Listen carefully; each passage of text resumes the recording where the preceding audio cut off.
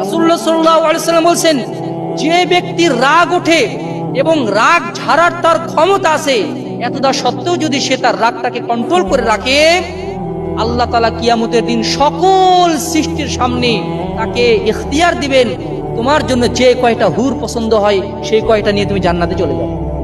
সুবহানাল্লাহ বিহামদি, সহিহ হাদিস। সুতরাং সব জায়গাতে রাগ মানে রাগ ঝাড়া উচিত নয়। এই মোবাইলে আমি যে কোনো কিছু দেখতে পারি, আমি মনের সাথে যুদ্ধ করে আমি দেখলাম না, আমি একজন মুজাহিদ। আমার যখন হারাম ইনকাম করার সুযোগ আছে কেউ দেখবে না, কোনো পাপে লিপ্ত হওয়ার সুযোগ আছে কেউ দেখবে না, আমি ওই আগ্রহকে একদম কুরবানি করে দিলাম, আমি একজন মুজাহিদ। আল মুজাহিদু মান জাহাদা নাফসাহু, ওই ব্যক্তি সবচেয়ে বড় মুজাহিদ যে তার কুপ্রবৃত্তির বিরুদ্ধে জিহাদ করতে পারে। কুপ্রবৃত্তির বিরুদ্ধে জিহাদ করে সে ঈমানি জজবা নিয়ে যে টিকে থাকে।